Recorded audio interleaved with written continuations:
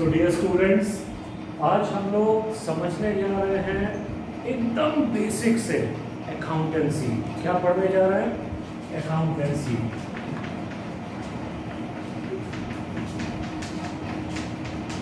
ठीक है। अब अकाउंटेंसी जो हम बताने जा रहे हैं आपको, वो किताबी भाषा से थोड़ा हट के बताएंगे। ठीक है, नहीं तो टीचर्स का यूज़ क्या है ना? किताब में तो डेफिनेशन से, थ्योरी से सब समझाया गया है। हम थोड़ा सा प्रैक्टिकल एस्पेक्ट से शुरू करते हैं। तो हम आपसे बस प्रश्न पूछेंगे, आपको देना है जवाब। ठीक है, ये बताओ कि अकाउंटेंसी एक्चुअली किससे रिलेटेड है? Okay, accountancy is related to what? Accountancy किस चीज से रिलेटेड है? किस चीज से रिलेटेड है अकाउंटेंसी? तो देखो, अकाउंटेंसी में सबसे पहले एक शब्द आता है अकाउंट। क्या आता है? अकाउंट। और अकाउंट का मतलब होता है ना कि keep a record of something, किसी चीज का रिकॉर्ड रखना, है ना? अब एक दोस्त ने दूसरे दोस्त को थप्पड़ मार दिया बिना किसी कारण के क्लासरूम में, तो जिसने थप्पड़ खाया वो कहेगा अपने दोस्त को, I will keep in account for rest of my life कि you have slapped me without any good reason in between the class, है कि नहीं? तो कीप इन अकाउंट, हमेशा हम इसको रिकॉर्ड रखेंगे, मेंटल रिकॉर्ड रखेंगे, है ना? तो अकाउंट का तात्पर्य क्या है? Keep record. ये तो समझ गए हम लोग। अब यहाँ पे रिकॉर्ड जो है किस चीज का हम लोग रखना चाहेंगे? अब किसने हमसे क्या बोला, जीवन भर किसका क्या सुने, इस रिकॉर्ड को रख के कोई फायदा नहीं है। तो हमें रिकॉर्ड करना है उस चीज को जिससे हमारा जीवन चलता है, यानी मनी, पैसा। ठीक है, कितना पैसा आया, कितना खर्च किए, तब पता चलेगा कितना बचा, जो बचा सही बचा या नहीं बचा। तो अगर ये आप हैं और आप बहुत खुश हैं, अपना पूरा रिकॉर्ड रख रहे हैं और आपको पाई का हिसाब मिल रहा है, तो अच्छी बात है। ठीक है, आप रिकॉर्ड रख रहे हैं। लेकिन अब यहाँ पे किसी भी व्यक्ति के जीवन में तो ट्रांजैक्शंस बहुत कम होते हैं। ट्रांजैक्शंस उतने नहीं होते हैं जितने बिजनेस में होते हैं। किस में होते हैं? बिजनेस का लेवल तो ज़्यादा ही होता है, और बड़े बिजनेस तो और बड़े स्केल पे काम करते हैं। ठीक है, तो ये जो किताब आपको पढ़नी है स्टैंडर्ड 11th में, या अगर कोई आप कंपटीशन के लिए पढ़ रहे हैं या कुछ भी आप पढ़ रहे हैं, अकाउंट्स पहली बार पढ़ना चाह रहे हैं, तो जो भी आप इसके नियम को समझेंगे, या पर्सनल लाइफ के अकाउंट्स को भी कर सकते हैं, लेकिन यहाँ हमारा फोकस है बिजनेस से। ठीक है, यहाँ हम लोग अकाउंटिंग और अकाउंटेंसी और बुक कीपिंग, इन चीजों को समझेंगे इन कॉन्टेक्स्ट विद बिजनेस। ठीक है, अब ये बताओ कि बिजनेस क्यों किया जाता है? Why is business done? Business को करने का मेन कारण क्या है? Why is business done? Why is business done? Business क्यों करते हैं बताइए? बहुत बढ़िया, बिजनेस धर्म सेवा नहीं है ना? बिजनेस हॉबी के लिए नहीं करते हैं कि दुकान खोल के बैठ गए, शौकिया एक बैठने की जगह चाहिए, नहीं, आते जाते लोगों को देख रहे हैं, नहीं। That is not the main उद्देश्य of business, that is not the main aim of business, है ना? बिजनेस किया जाता है इस काम के लिए, ठीक है, प्रॉफिट के लिए। अब प्रॉफिट क्या होता है? प्रॉफिट होता क्या है? प्रॉफिट के लिए तो किया जाता है, लेकिन हमें दो चीज समझनी है अभी। दो चीज, एक तो प्रॉफिट क्या होता है, और बिजनेसमैन को पता कैसे चलेगा कि ही इज अर्निंग प्रॉफिट और इनकरिंग लॉस। देखो, ये एक्सप्रेशन साफ चलता है कि ही इज अर्निंग प्रॉफिट और incurring losses. So how a businessman will find out? How will a businessman? यही क्वेश्चन आंसर पूछते पूछते देखो पता चलेगा पूरा अकाउंट समझ गए। बस ध्यान देते जाना। How will a businessman find out that he और शी इज, ये वाला जो मैंने लिखा, अर्निंग प्रॉफिट और इनकरिंग लॉसेस। बिजनेसमैन को पता कैसे चलेगा बताओ? तो मुझे लगता है कि हर कोई जो यहाँ मेरे क्लास में बैठा है या जो इस वीडियो को देख भी रहा होगा, तो कम से कम आप स्टैंडर्ड 4, 5, 6 को पढ़े होंगे। तो 4, 5, 6 में एक बड़ा डेंजरस सब्जेक्ट होता होगा आप लोगों के टाइम में, हमारे टाइम में भी था, जिसका नाम था मैथमेटिक्स। याद है वो डरावना सब्जेक्ट जिसका नाम क्या है? अब हम लोग तो कॉमर्स इसलिए लिए कि we are the haters of mathematics, है कि नहीं, कि हमें मैथ्स नहीं पसंद है। और पता चला कि अकाउंट्स ले लिए, अब उसमें डर लग रहा है कि मैथ्स पढ़ना पड़ेगा। अकाउंट्स में मैथ्स नहीं है, ठीक है। बस प्लस माइनस है। और सच पूछो तो मैथ्स बहुत इंटरेस्टिंग सब्जेक्ट है। अब यहाँ देखो, ये जो मैथ्स है, मैथ्स में आप पढ़े होंगे प्रॉफिट एंड लॉस चैप्टर। क्या पढ़े होंगे? प्रॉफिट एंड लॉस पढ़े हो,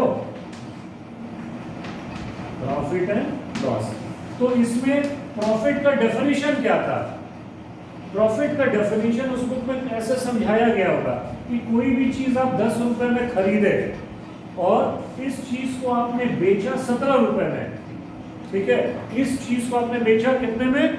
17 रुपए में। तो आपको एक ये चीज मिली, जो डिफरेंस है वो 7 रुपया क्या है? वही है जो ये है, जिसका नाम है प्रॉफिट। ये क्या है? प्रॉफिट, ठीक है। तो इसी कार्य के लिए, इसी उद्देश्य के लिए बिजनेस है। बिजनेस नहीं चाहता कि 17 में कोई चीज खरीदे और 10 में बेचे, नो। बिजनेस ये चाहता है। अब वो बड़ा अजीब सा शब्द आप लोग बचपन में पढ़े होंगे, CPSP, सुने हो? CP मतलब कॉस्ट प्राइस। अब कहाँ अकाउंट्स पढ़ा रहे थे, कहाँ मैथ्स में आ गए, है कि नहीं? तो इस चीज को हटा देंगे। बस अभी 2 मिनट के लिए इसको खाली ध्यान में रखो। CP मतलब क्या है? कोई चीज अगर खरीदी गई, कॉस्ट, और ये क्या है? SP, उसको बेचा गया। तो इन दोनों में जो मार्केट हुई, तो जो रिजल्ट निकला 7 रुपया, वो क्या था? प्रॉफिट। तो ये कब प्रॉफिट हुआ? जब SP ज्यादा है CP से। लेकिन अगर CP ज्यादा होगा SP से तो फिनिश्ड, खत्म, लॉस। इसको मान रहे हो कि नहीं? कितने लोग मान रहे हो? हाथ उठाइए। Very good, very good. तो अब देखो, अब हम लोग इसी पे थोड़ा सा आगे बढ़ेंगे। यहाँ मैं मिटा रहा हूँ। आप एक चीज तो समझ गए कि बिजनेस होता है प्रॉफिट के लिए। अब देखो, अब SP और CP जो है, सच पूछो तो वही एक तरह का बीज है जो आगे बहुत बड़ा पेड़ में बनेगा, अकाउंटेंसी के पेड़ में। अब कोई चीज आपने 10 में खरीदी और उसको 17 में बेची, तो ये है CP और ये है SP। तो ये है ₹7, ये है प्रॉफिट, ठीक है। एकदम डन, लॉक कर दिया जाए। कौन बनेगा करोड़पति, है ना? उसी अंदाज में इसको लॉक कर देते हैं। अगर आप समझ गए तो लॉक कर दिया जाए, ठीक। अब देखो, हम लोग चूंकि मैथमेटिक्स नहीं पढ़ रहे हैं, we are not studying mathematics, हम लोग का अपना अलग विषय है, तो हम मैथ्स की बैसाखी का सहारा नहीं लेंगे। उस टर्म को हटा देंगे जो मैथ्स में था, हम लोग अपना टर्म रखेंगे।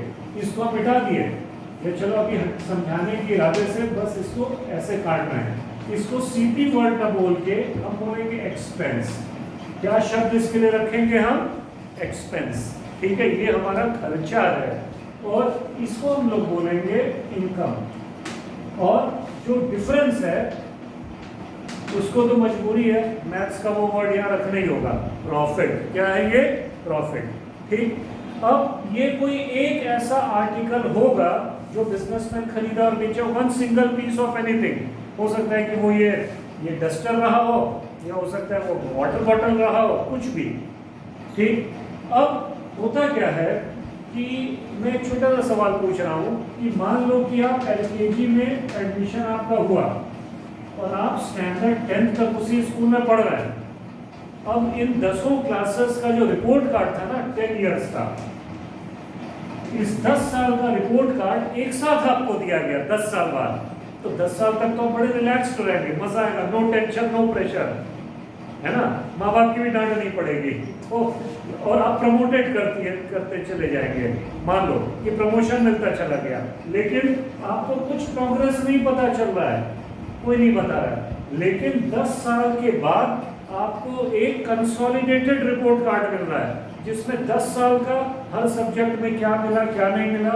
बहुत लोग सोच रहे हैं ऐसे ही होता तो अच्छा होता है कि नहीं मैं भी सोच रहा होता तो, लेकिन क्या ऐसा हुआ हम लोगों के साथ? रिपोर्ट कार्ड कैसे मिला? LKG का मिला, है ना, 1 का मिला, 2 का मिला, 3 का मिला, करते करते 10th तक का मिल गया, समझे। और उसके बाद इस रिपोर्ट कार्ड के आधार पे पहली बार माता पिता शादी करा देते हैं, अरेंज मैरिज किसी विषय से हम लोगों का, है ना। और ये रिपोर्ट कार्ड कुंडली होती है, ये कुंडली मैच की, ये फलाना चलो साइंस में अच्छा है, सब्जेक्ट से शादी हो गई, साइंस पढ़ना पड़ा, ये भी वही है, कॉमर्स से शादी हो गई, अब कोई शादी करना चाह रहा है कॉमर्स से, उसकी आर्ट्स से शादी करा दी गई। बात समझ में आ रही है? तो ये इसी कुंडली का असर है 10 साल में जो बनती है। Are you understanding? तो कुंडली मैच किसी की साइंस से नहीं कर रही है, वो साइंस से लेना चाह रहा है, जबरदस्ती ले लिया, शादी विफल। बात समझे?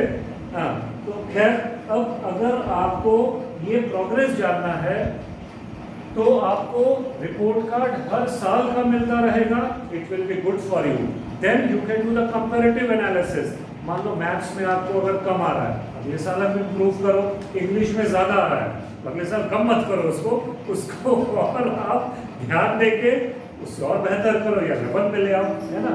तो अगर किसी मनुष्य के लिए एजुकेशन में इन्वेस्टमेंट को ट्रैक किया जा रहा है तो यही मान लो कि अगर कोई बिजनेस आपके पापा शुरू करते हैं, आपके बाबा ने शुरू किया 50 साल पहले, ठीक है, और उसका कोई ये ना इनकम और एक्सपेंस का लेखा जोखा नहीं रखा उन्होंने और कोई कंपैरिजन नहीं किया, और 50 साल के बाद 50 साल का प्रॉफिट एक साथ आपको बताया गया, कैसे कोई फायदा होगा? टेल मी, क्या कोई फायदा होगा?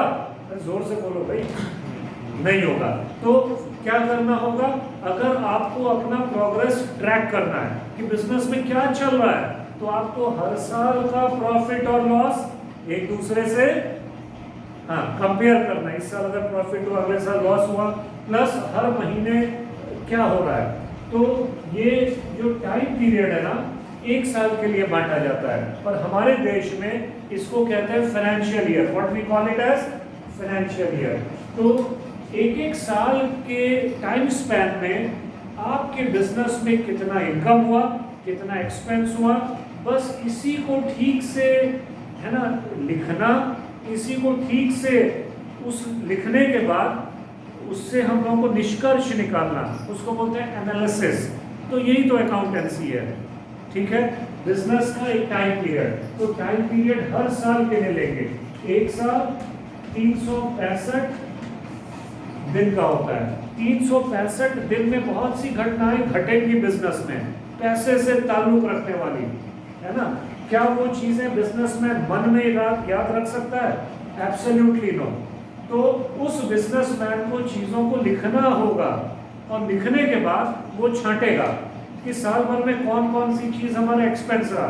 बिजली बिल देना एक्सपेंस है, सामान बेचे इनकम है, बैंक में पैसा जमा था उस पर इंटरेस्ट आया इनकम है, ठीक है। तो 365 दिन में क्या क्या चीजें हुई वो एक रजिस्टर में क्रोनोलॉजिकली लिखेगा। The expression I am writing is here CHRO logically, है ना, समयावधि के अनुसार। समयावधि, समय की अवधि जिस तरह से प्रोग्रेस कर रही है, डेट वाइज आपको लिखना है, पैसे से रिलेटेड जो जो चीजें हो रही हैं। बात समझ में आई? और लास्ट में उसको हम लोग पता लगाएंगे टोटल करके। तो मान लो कि किसी पर्टिकुलर बिजनेस में सारा एक्सपेंस और सारा इनकम हम लोग कलेक्ट करके लिखते हैं, और ये पता चलता है कि साल भर का इनकम है 1 लाख, जो पैसा आया द मनी दैट केम, और जो पैसा गया बिजनेस से वो था 80,000, 80,000। कैन यू टेल मी कि इसका फाइनल फिगर क्या होगा? इसका जो एक आंसर आएगा एक्सपेंस वर्सेस इनकम, वो क्या आ रहा है? वो क्या आ रहा है? प्रॉफिट है कि लॉस है बताओ। इनकम 1 लाख साल भर का, एक्सपेंस साल भर का 80,000, तो प्रॉफिट है या लॉस है? जल्दी बताइए। प्रॉफिट है, वेरी गुड। अरे जोर से बोलो, क्या है? प्रॉफिट है। कितना प्रॉफिट है? Profit is of 20,000, 20,000। ये हमारा हो गया प्रॉफिट, समझे? तो ये हमें निकालने के लिए, प्रॉफिट जानने के लिए, अब हो सकता है लॉस भी हो जाता, पता चले 1 लाख इधर होता, 80,000 इधर होता, तो क्या होता? जो नहीं होना चाहिए था वो होता, यानी लॉस। तो पता चले कि अगर ये चीज नहीं लिख रहा है बिजनेसमैन, तो उसको पता ही नहीं चलेगा। 10-10 साल बाद इस चीज को वो पता लगा रहा है, तो कोई फायदा नहीं है। एक तरह से वो माइनस में जा रहा है, उसको पता भी नहीं होगा। सो business will be like a rudderless boat. अंग्रेजी में एक्सप्रेशन है रडरलेस, RUDDER, रडरलेस बोट। थोड़ा सा इंग्लिश इंप्रूव करते रहिए आप लोग। बिजनेस में बहुत फर्क पड़ता है। कल को आप बाहर जाएंगे, फॉरेन कंट्रीज जाना पड़ेगा, फॉरेन से लोग आएंगे, तो you have to have a very emphatic way of talking and expressing yourself. तो business is a rudderless boat. अगर आप उसको ठीक से ट्रैक नहीं कर पाएंगे, रडर मतलब क्या होता है कि उसको डायरेक्शन नहीं मिल पा रहा है, वो एकदम खो जाएगा। एनीवे, तो अब देखो, अब हमें एक चीज समझ में आई कि जो भी बिजनेस में हो रहा है उसको लिखना होगा। अब ये जो 80,000 है, ये बहुत सी चीजें इसमें मिल के 80,000 हुई। हो सकता है इसमें इलेक्ट्रिसिटी जुड़ी हुई है, इलेक्ट्रिसिटी, ELECTRI, इलेक्ट्रिसिटी। इसमें लेबर जुड़ा हुआ है। अब मान लो कि इसमें और कुछ बताओ, अगर आपने रॉ मटेरियल खरीदा है ना, बहुत सी चीजें जो खर्चा है, आपको पता है कि खर्चा क्या होता है ना? तो पहला स्टेप आपने समझा, पहला स्टेप होता है जो भी पैसे से रिलेटेड होता है उसको लिखना डेट वाइज। तो हमेशा याद रखना, अकाउंट्स की शुरुआत और अकाउंट जब खत्म भी होता है तो वो इन 3 चीजों पे जरूर ध्यान देता है, और जो इन 3 चीजों को ध्यान नहीं दिया तो उसका अकाउंट चौपट होगा, उसका कुछ नहीं हो पाएगा, आंसर सब गलत आएगा। देखो, अकाउंट्स में सबसे पहले रिकॉर्ड करना होता है चीजों को, रिकॉर्ड ऑफ, और उसको हम बोलते हैं ट्रांजैक्शन, रिकॉर्ड ऑफ ट्रांजैक्शन। ये हमारा स्टेप 1 होता है। स्टेप, अब रिकॉर्ड जो मैंने कहा कि किस तरह से होगा, उसको ध्यान नहीं दोगे सब चौपट हो जाएगा। 3 चीजें एकदम केयरफुली रिकॉर्ड करनी होती हैं। सबसे पहले डेट, किस तारीख को क्या हो रहा है, वो सीक्वेंस वाइज, ठीक है? अब साल भर है, हमारे देश में जो फाइनेंशियल ईयर है वो शुरू होता है FY, वो CY नहीं है। CY मतलब calendar year. We do not follow the calendar year. In business, we follow the financial year, जो शुरू होता है 1 अप्रैल से अगले साल के 31 मार्च को, है ना? ये इस तरीके से। तो डेट बहुत ही जरूरी है। डेट के बाद हमें लिखना है उसका डिटेल, पर्टिकुलर्स, और उसके बाद हम लिखते हैं अमाउंट। ये तरीका होता है ट्रांजैक्शन को लिखने का। और ट्रांजैक्शन क्या हुआ, अब जैसे कि ये 2023, ठीक है, अप्रैल 1, ठीक। अब परचेज्ड मशीनरी, 50,000 रुपए की मशीन खरीदी गई, लिखना होगा, क्या लिखना होगा? ऐसे, purchased machinery for cash, cash देके खरीदे। उधार खरीदते तो लिखते कि उधार खरीदे, ताकि बाद में तो पैसा चुकाना होगा। तो इस तरह से हर चीज को हम लोगों को लिखना होगा। Purchase machinery for cash, amount is 50,000। ये देखो, ये हमारे करेंसी का सिंबल है, ये इस तरह से इंडियन करेंसी का रुपी का सिंबल है, ये लिख लिए। तो this is how we write a transaction. लेकिन अब देखो, ट्रांजैक्शन होता क्या है, इस पे भी थोड़ी चर्चा करना है कि what is a transaction. What is a transaction? अब टेक्निकल बात करेंगे तो a transaction is an economic event, लिखते जाओ, a transaction is an economic event that changes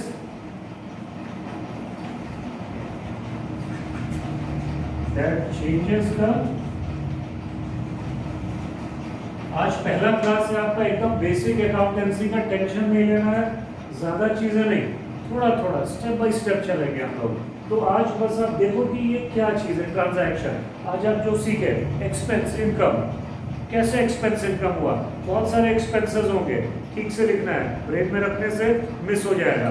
income भी उसी तरह, ताकि सही प्रॉफिट का आकलन हो सके, सही प्रॉफिट का को डिस्कवर किया जा सके। तो ट्रांजैक्शंस को ठीक से रिकॉर्ड करना है, ये पहला स्टेप है।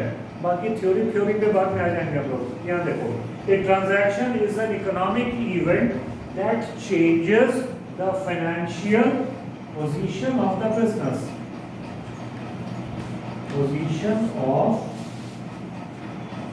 the business, ठीक है। अब ट्रांजैक्शन वो इकोनॉमिक इवेंट्स होते हैं। इकोनॉमिक इवेंट क्या means which can be expressed in terms of money, जो पैसे में आप जिसको व्यक्त कर सकें पैसे में, ठीक है। अब आपको होटल गए, जम के खाए, बड़ी संतुष्टि मिली, तो कैन यू एक्सप्रेस योर संतुष्टि और द हैप्पीनेस और the satisfaction you got by having that food there? नहीं, उसको पैसे में एक्सप्रेस नहीं कर सकते। आप समझ में आई? जो पैसे में एक्सप्रेस किया जा सके, तो that changes the financial position. Business के फाइनेंशियल पोजीशन में वो चेंज लाता है। अब position increase, change can be plus also और माइनस ऑल्सो, ठीक है, of the business. For example, अब ये देखो, परचेज मशीनरी फॉर कैश 50,000। अब मान लो कि ये तिजोरी है, तिजोरी में 1 लाख था, ठीक है। कब 1 लाख था? 2023 मार्च 31। इस तिजोरी में 1 लाख था। अगले दिन सुबह सुबह जैसे मार्केट खुला, आप गए और बिजनेस के लिए आपने ये मशीन खरीदी 50,000 कैश देके, तो ये एक ट्रांजैक्शन है। क्यों ट्रांजैक्शन है? तिजोरी से कैश निकला ना। शाम की स्थिति क्या है? इस तिजोरी में मान लो और कोई घटना नहीं घटी, और कोई घटना नहीं घटी, कुछ भी नहीं हुआ, समझ रहे हो? बस यही एक घटना घटी पैसे से रिलेटेड, ना एक सामान बिका, ना कोई आया, ना कोई खर्चा हुआ, कुछ नहीं।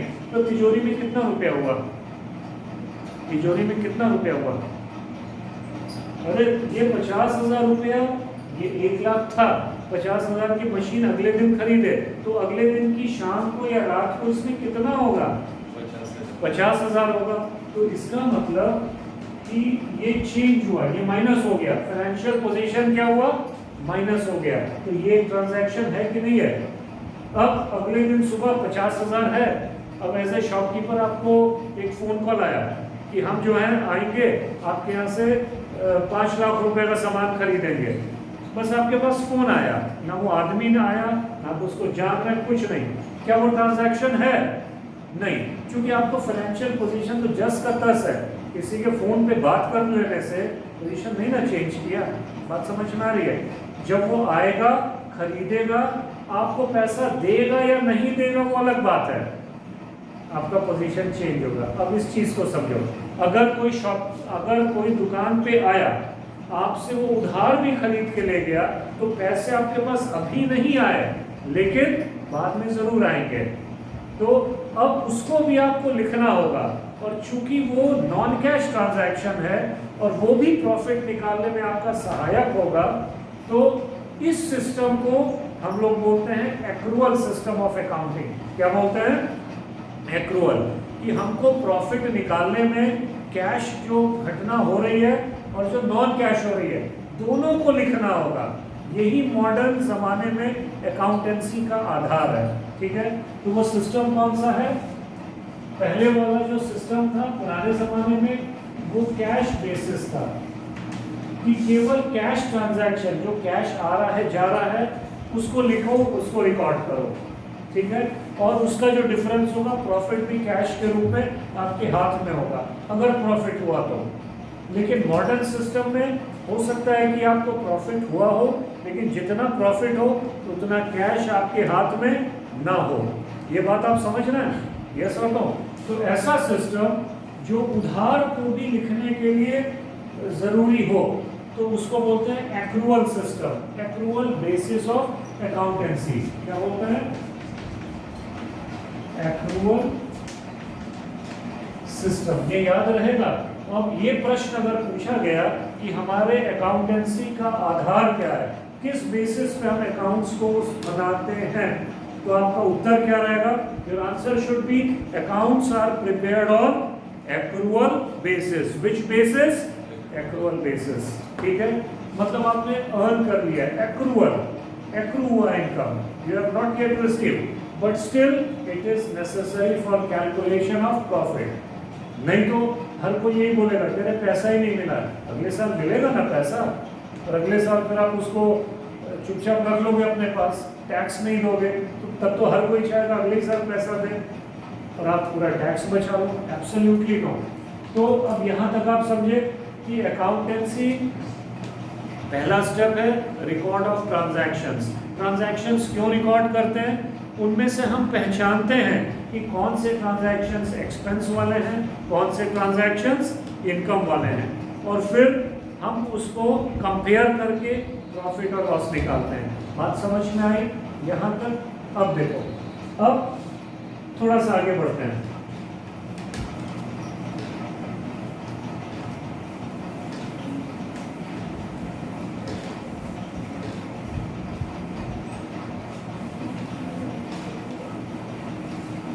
अकाउंटेंसी में आपको कायदे से 5 शब्दों से दोस्ती करनी होगी। ठीक, एक शब्द है आपका एक्सपेंस, एक शब्द है आपका इनकम। अब ध्यान से देखना, सुनना, समझना। एक्सपेंस और इनकम जो है वो हर साल होता है, हर साल खर्चे होंगे, हर साल इनकम आएगी, है ना। अगर आप दुकान चला रहे हो, कोई भी बिजनेस है, तो रेगुलर सोर्स ऑफ इनकम क्या है? और वही मुख्य सोर्स ऑफ इनकम होता है, वो होता है सेल्स। क्या होता है? सेल्स।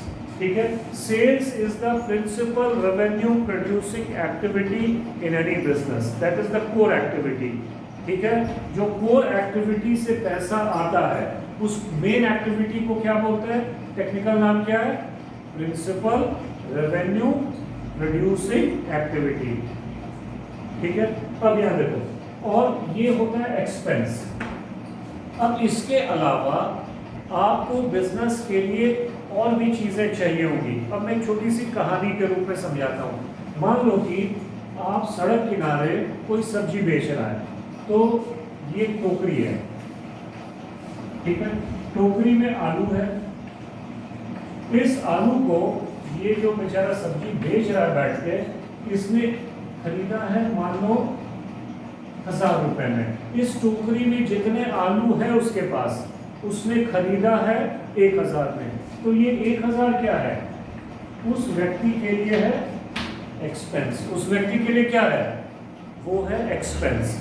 अब इसी 1000 के आलू को ही इज सेलिंग, इसको वो सेल कर दे रहा है। ठीक है, इसको सेल कर दे रहा है 1500 में। तो ये 1500 क्या है? इनकम। और दोनों के बीच का डिफरेंस क्या है जो उस आदमी ने अर्न किया? डिफरेंस है दोनों के बीच का 500, ये उसने अर्न कर लिया प्रॉफिट। ठीक है, एग्रीड ऑल ऑफ यू? अब देखो, अब ये जो आलू है अगर वो जमीन पे रखा रहेगा, आप खरीदेंगे सड़क किनारे, एकदम जमीन पे पड़ा हुआ है धूल में, ठीक है, आलू मिट्टी में उगता है, सड़क किनारे अगर धूल में है आप नहीं लेंगे। एक टोकरी में तो रखा है ना उस आदमी ने, यस। अब एक बात बताओ कि ये टोकरी खरीदने में भी उसने पैसा लगाया। क्यों लगाया? क्योंकि आलू को वो टोकरी में रखेगा, और ये आलू वो रोज रोज खरीद रहा है, हर हफ्ते खरीद रहा, हर महीने खरीद रहा, बेच रहा है। ये टोकरी हो सकता है उसके लिए 10 साल पुरानी हो, हो सकता है 10 साल पहले जो टोकरी खरीदा अभी तक चल रही हो, तो क्या वो टोकरी रोज खरीदेगा? Tell me, will he buy टोकरी? अगर वो टोकरी का सेलर नहीं है, he will not buy the टोकरी एवरी डे। तो ये जो टोकरी है, टोकरी, ये टोकरी क्या है? ये टोकरी इस व्यक्ति के लिए एसेट है, उसकी संपत्ति है, और ये एसेट जरूरी है। क्यों जरूरी है? अगर ये टोकरी ना रहे तो आलू रखेगा किसमें? समझ रहे हो? और अगर वो आलू रखेगा नहीं तो आप तो दूर से देखते हैं ना, आलू की टोकरी रखी है, जरूर आलू बेच रहा है, अपने प्लेजर के लिए नहीं आलू रख के उसको बस वो देख रहा है सड़क किनारे बैठ के कि नहीं नहीं मेरी तो हॉबी है, हम तो आलू कलेक्ट करते हैं, बेचने के लिए थोड़ी रखते हैं। He won't say like that. आप समझ जाएंगे सेलर ऑफ आलू, समझे? तो अब देखो ये जो है एसेट है।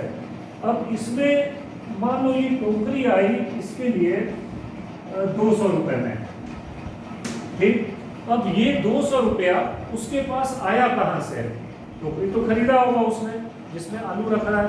तो ये जो उसने खरीदा, ठीक है, इस आदमी के पास 150 रुपया अपने खुद का था, अपना पर्सनल पैसा उसने जमा कर रखा था, उसका खुद का था। तो इस पैसे को बोलते हैं कैपिटल। तो कैपिटल मान लो उसके पास 150 रुपए थे, तो ये उसका खुद का पैसा था जिससे उसने टोकरी खरीदी, लेकिन वो टोकरी 200 रुपए की थी और उसने खरीद ली। तो 50 रुपया कहाँ से आया? मान लो कि उसने किसी से कर्जा लिया, loan from friend, loan from bank. Bank तो 50 रुपये नहीं देगा, मान लो उसने लोन लिया फ्रेंड से, मनी लेंडर से, ठीक है। तो अगर जो लोन लिया 50 रुपया, ये उसका अपना पैसा नहीं है, ये पैसा लौटाना होगा, ये किसी को लौटाना नहीं है। बात समझ में आ रही है? तो ये जो 50 रुपया है ये लोन है, ये लोन को क्या करना होगा? रीपे, जिससे उसने लिया है। तो इसके लिए एक शुद्ध रूप से नाम दिया गया है अकाउंटेंसी सब्जेक्ट में। L for loan, L for लाया गया पैसा बाहर से, L for liability, L for LIABILIPY, ठीक है। तो हमारे अकाउंटेंसी का सच पूछो तो ये जो एक इक्वेशन सामने दिख रहा है वही आधार है, वही आधार स्तंभ है। This is the pillar of accountancy, ये चीज। और ये क्या आपको बता रहा है कि ये जो बिजनेस उसने शुरू किया उसके लिए एसेट की जरूरत थी उसको, ये एसेट थी, उसके पास पैसा कहाँ से आया, ठीक है। तो this side is showing what, ये क्या दिखा रहा है? 200 रुपया की टोकरी उसके पास आई, तो टोकरी खरीदने में पैसा उसके पास आया कि गया? उसके पास से पैसा गया, टोकरी आई। लेकिन ये टोकरी के लिए, what is this asset? This asset is, इस टोकरी के लिए पैसा कहां से आया? ये अपना पैसा, ये अपना पैसा, और ये लोन, ये लोन लिया, ठीक है। तो ये जो साइड है ये दिखा रहा है सोर्स ऑफ फंड। ये क्या दिखा रहा है? Source of fund. और ये दिखा रहा है यूज ऑफ फंड, ठीक है। अब गौर करना, अब गौर ये करना कि बस ये आपका ढांचा बन के तैयार है, बस इसी पे पूरा अकाउंटेंसी आधारित है, मानो या ना मानो। This is the sober reality, यही सच्चाई है, ठीक है। यही आप कोई भी चैप्टर बनाओ अकाउंटेंसी का, चाहे 11th 12th या बीकॉम एमकॉम पीएचडी कर लो, बस इन 5 चीजों में अकाउंटेंसी आपकी मुट्ठी में, समझ लो, है ना। ये 5 उंगलियां, समझो 5 कंसेप्ट, इसको कभी मत भूलना, बहुत सही रहेगा। अब देखो ये जो साइड है सोर्स ऑफ फंड, ये जो साइड है यूज ऑफ फंड। अब एक और बारीकी देखो, नेचर देखो, ये जो 2 चीज है ये हर साल के लिए ये फिगर चेंज होता रहेगा, ठीक है। हर साल हर दिन वो आलू खरीद रहा है, हर दिन वो आलू बेच रहा है, समझ रहे हो।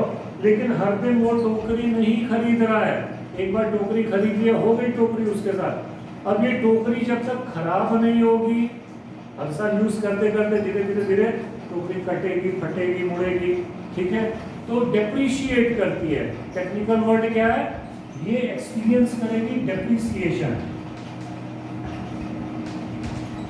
ठीक है, गौर से समझो। डेप्रिसिएशन, डेप्रिसिएशन मतलब धीरे धीरे यूज से, वियर एंड टियर से ये चरमरा जाएगी। लेकिन ये रोज नहीं खरीदेंगे, हो सकता है 10 साल बाद खरीदें। तो इस बिजनेसमैन को पता है, सालों वाले को, कि 10 साल बाद टोकरी रिप्लेस करनी है। तो 10 सालों तक ये नहीं चाहता है कि सडन पैसा आपको लगे, कुछ पैसा जमा करेगा नई टोकरी खरीदने के लिए। बात समझ में आ रही है? तो ये टोकरी समझ लो एक मोटा खर्चा 10 साल का एक बार में किया। बात समझ में आ रही है? ये भी एक चीज है। तो ये चीज कभी कभी होती है, पैसा भी वो कभी कभी लगाएगा, कर्जा भी वो रोज नहीं ले रहा है। ऐसा थोड़ी रोज जा रहा है दोस्त से कर्जा मांगने, रोज बैंक में जा रहा है, बैंक है थोड़ा पैसा दे दो ना, बैंक लात मार के निकालेगी। बैंक भी रोज कर्जा नहीं देगी किसी को। ठीक है, तो आपको 5 ऐसे तत्व मिले हैं जिसमें 2 तत्व ऐसे हैं जो हर साल होते हैं, और ये जो 3 है ना, ये कभी कभी होते हैं। कोई जरूरी नहीं कि ये फिगर चेंज भी करे हर साल। ठीक है, अब इसी चीज को अकाउंट्स इतना आसान है लेकिन इतना जटिल भी हो जाता है, क्योंकि अब केमिस्ट्री वालों के पास बहुत सारे एलिमेंट हैं, बहुत कंपाउंड है, बहुत चीज। हमारे पास यही 5 है। इन्हीं 5 से आप अकाउंट्स 11, 12 से लेकर एमकॉम का बना सकते हो। तो सोचो कितना मजेदार होगा, लेकिन ये कठिन भी होगा। अब देखो कैसे। अब ये तो मैंने आपको लिख दिया, 5 शब्द आपको मैंने बता दिए। अब आपको पता कैसे चलेगा प्रॉफिट या लॉस बिजनेस में हो रहा है, तो उसके लिए एक प्रॉपर ढांचा तैयार किया गया है। क्या तैयार किया गया है? प्रॉपर ढांचा, प्रॉपर स्ट्रक्चर। और उस स्टेप बाय स्टेप से आप चलोगे तो आपको सही प्रॉफिट या लॉस की जानकारी मिलेगी। ठीक है, आप लोगों के कितने लोगों के घरों में वो फिल्टर है, आरओ सिस्टम? मुझे लगता है सबके घर में होगा। तो उसमें क्या है, इस तरह से फिल्टर रहता है ना, अलग अलग पानी इसमें गया, इसमें गया, इसमें गया, इसमें, और फिर नल से पानी निकल के प्योर वाटर निकला, प्यूरिफाइड वाटर। ठीक है, तो इसी प्रकार से अलग अलग फिल्टर्स हैं अकाउंटेंसी में, जिनसे यहाँ तो खराब पानी आ रहा है ना, हमारा क्या है, वो ट्रांजैक्शन ही पानी है। उस ट्रांजैक्शन को हमको फ्लो करना है अलग अलग फिल्टर्स से, और वो टॉपिक्स हैं, वो लेयर्स हैं। अब देखो वो क्या है, मैं इसको मिटा के लिख रहा हूँ, ठीक से उसको लिखना। वो आज के क्लास की आखिरी चीज है, और वो जो डिफरेंट लेयर्स हैं जिनके थ्रू ट्रांजैक्शंस को प्रोसेस करना है, ताकि वो फाइनली हमको प्योर पानी की तरह पक्का पक्की प्योर प्रॉफिट या लॉस की जानकारी दे। तो जो पहला स्टेप है, वो पहला जो चीज है, पहली जो चीज है, that is record of transaction. क्या है वो? रिकॉर्ड ऑफ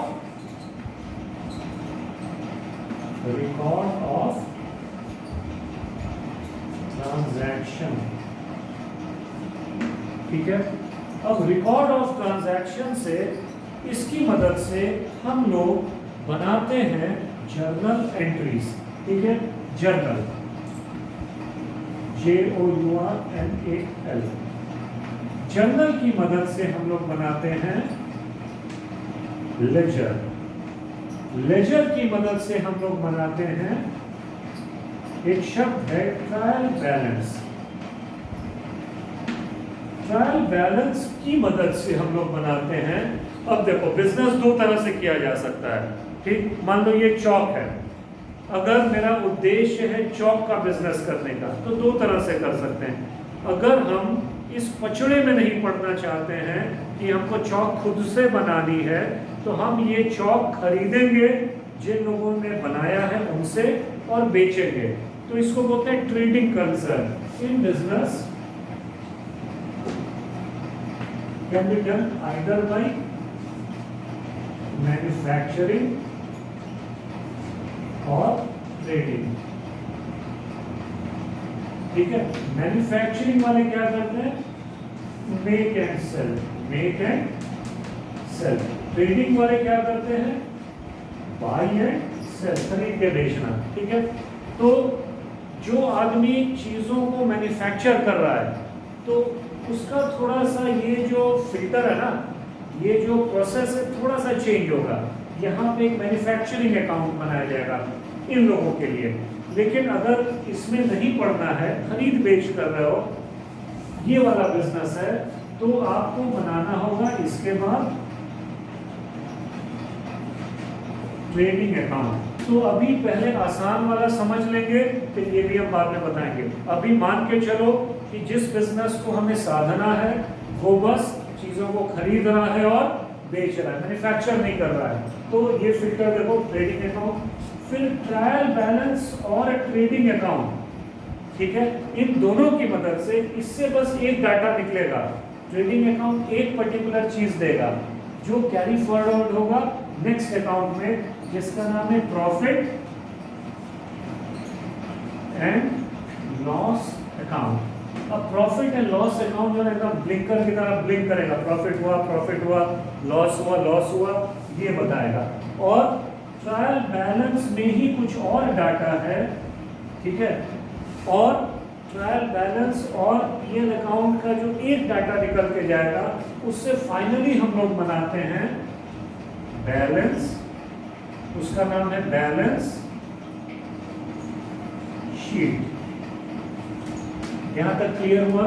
चीजें क्लियर हुई यहां तक? अब देखो एक चीज और समझो कि अब बैलेंस शीट आपका बहुत इंपॉर्टेंट है। एंड रिजल्ट इस प्रोसेस का क्या है? Balance sheet.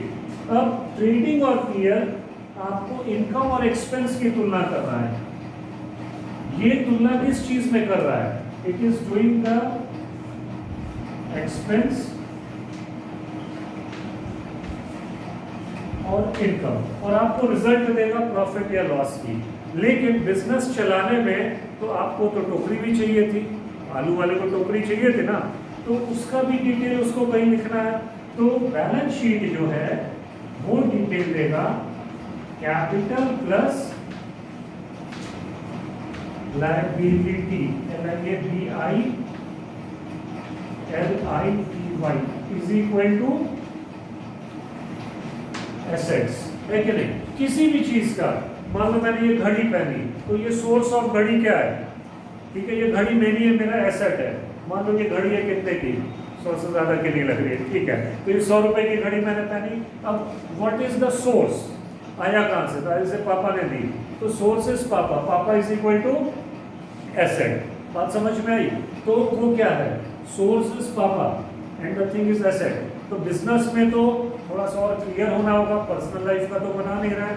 तो अब देखो यहां से यहां तक जो हम लोग करते हैं, अगर मैं थोड़ा सा कुछ बेसिक बता दूं किसी तीसरे चौथे क्लास के बच्चे को, तो वो भी यहां तक कर लेगा। और इसीलिए यहां से यहां तक वाले स्टेज को एक नाम दिया गया है, it is known as book keeping. क्या बोला जाता है? बुक कीपिंग, ठीक है। बुक कीपिंग के अंतर्गत कहां तक आया? यहां तक आया, ठीक है। ट्रेन यहां से चली, यहां तक पहुंची। अब ये स्टेशन आया ट्रायल बैलेंस का। अब देखो ट्रायल बैलेंस का जो हम बनाते हैं वो अकाउंटेंसी का जो हिस्सा है उसको कहते हैं बुक कीपिंग। क्या कहते हैं? Book keeping. अब ट्रेडिंग, पीएल और बैलेंस शीट को, ये जो तीन चीजें हैं, इसमें थोड़ा सा दिमाग, थोड़ा सा डिसीजन मेकिंग, थोड़ा सा केयरफुल होने की जरूरत है, और इसको कहते हैं accounting. What it is known as? It is known as accounting, ठीक। और ये दोनों ही हिस्सा है किसका? अकाउंटेंसी का। किसका हिस्सा है? अकाउंटेंसी का। तो चीजों को बहुत टफ मत लो, आसान सी चीज है। एक आलू कोई बेच रहा है, उस पे हम लोग अकाउंट्स को मोल्ड कर सकते हैं और उससे आगे तक जा सकते हैं। और एक बहुत बड़ा बिजनेस है ना, हवाई जहाज बनाने की कंपनी है, उसका भी प्रॉफिट उसी तरीके से निकाल सकते हैं जितना एक आलू वाले का प्रॉफिट, अगर इस ढर्रे पे चले तो ये है ACCOUNTANCY,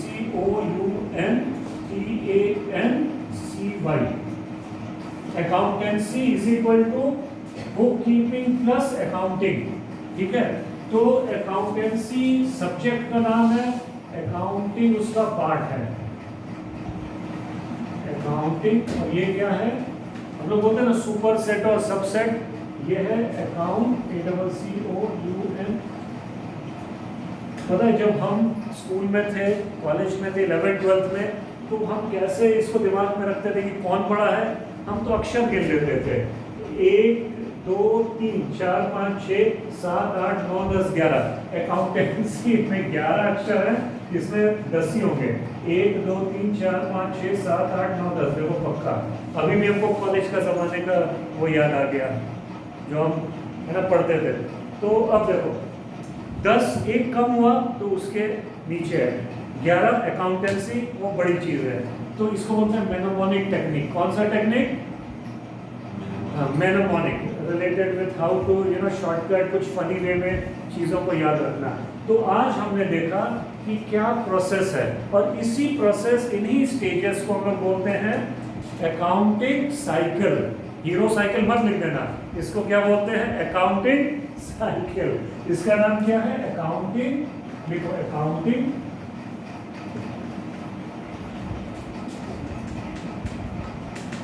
अकाउंटिंग साइकिल। अच्छा लगा?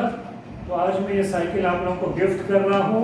आज से इसी पे आप सवारी करेंगे और पूरा अकाउंट से घुमाएगा आपको ये साइकिल। और दूसरी बात कि ये जो हमने यहाँ पे सीखा, ठीक है, एक ही सिक्के के दो पहलुओं को हमने देखा, ये एसेट और ये कैपिटल और liability.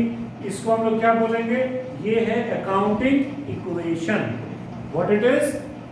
It is accounting equation. ये जो चीज हमने सीखी ये है अकाउंटिंग इक्वेशन। ठीक है, तो मुझे यकीन है कि यहां तक आप समझ गए होंगे। अब सबसे इंपॉर्टेंट चीज मैं बता रहा हूं, जो मुख्य कार्य आपको करना है, मेन जो काम है वो इन दोनों के बीच का है। अगर आप सही जर्नल बना लिए, अब जर्नल किस चिड़िया का नाम है वो मैं अगले क्लास में बताऊंगा, समझाऊंगा। तो ये मुख्य है। अगर यहाँ वाला काम आप सक्सेसफुली कर ले गए तो उसके बाद ये सब केवल कॉलम्स में सजाने इतना है और कुछ नहीं है। फिर यहाँ पे कुछ काम आपको करना है, ये आप सिस्टम सीख गए तो ये कुछ नहीं है। तो मेहनत यहाँ से यहाँ। ठीक है, so thank you all of you. जय हिंद।